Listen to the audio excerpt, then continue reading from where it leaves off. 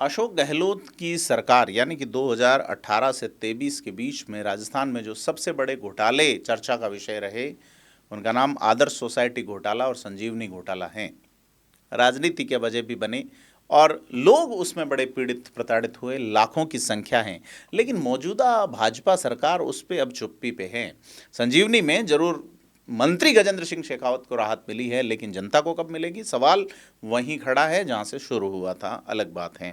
उसके अलावा अगर अपन बात करें आदर्श क्रेडिट कोऑपरेटिव सोसाइटी घोटाले की, तो उसमें कांग्रेस नेता सिरोही के पूर्व विधायक संयम लोढ़ा ने गंभीर आरोप लगाए हैं उस मामले में कि जो लिक्विडेटर यानी कि अवसायक जो नियुक्त किए गए हैं वो औने पौने दामों में आदर्श की संपत्तियां बेच रहे हैं। अब देखने वाली बात यह है कि लिक्विडेटर्स पे बड़े सवाल हैं कि वो 6 साल से जनता का जो पैसा है उस पर बड़ी तनख्वाहें और व्यवस्थाओं का आनंद उठा रहे हैं। लिक्विडेटर्स की मंशा क्या है? और पहला सवाल वही है हमारी ओर से उठाया हुआ कि जनता को कब पैसा मिलेगा, उस पैसे को दिए जाने की प्रक्रिया कब शुरू होगी। बड़ी चीज़ है कि बैंक खाते सीज हैं, उनमें कितना रुपया है और वो रुपया है तो क्यों नहीं जनता को दिया जा रहा है। इसमें एक और गणित सामने आती हैं कि घोटाले, ऐसे घोटाले जिनमें बैंकों में पैसा पड़ा होता है, चाहे वो ऑनलाइन फ्रॉड के रहे हों या तमाम तरह के फ्रॉड के, उस पर एक सवाल बनता है, जनता को उस पर बात करनी चाहिए कि जैसे किसी घोटाले में 400 करोड़ रुपए किसी बैंक खाते में फ्रीज कर दिए गए हैं, तो आजकल तो ऐसा तो है नहीं कि गड्डियाँ की गड्डियाँ रखी जाती हैं, कोई लॉकर हैं, ऑनलाइन चीज़ें रहती, बैंक उस पैसे का इस्तेमाल करता ही है।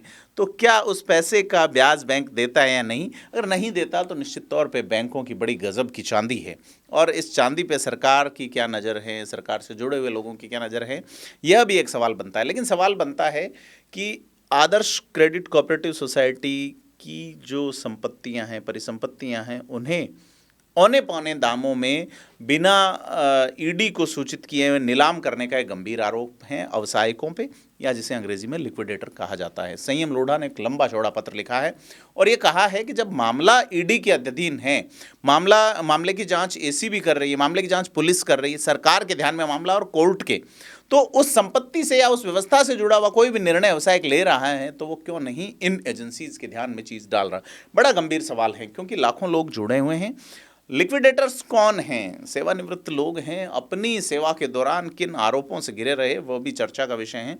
लेकिन पैसा कब मिलेगा जनता को, पहला सवाल है, वहीं खड़ा है। आगे कब बढ़ेगा ये सवाल, यह भी सरकारी कारकुन, आप ये देखिए कि जब कांग्रेस की सरकार थी तो भाजपा के नेता बोलते थे। अब इस इलाके में यानी मारवाड़ इलाके में जो सबसे ज़्यादा प्रभावित इलाका है, जालोर, सिरोही, पाली, बाड़मेर, 3 सांसद होते हैं।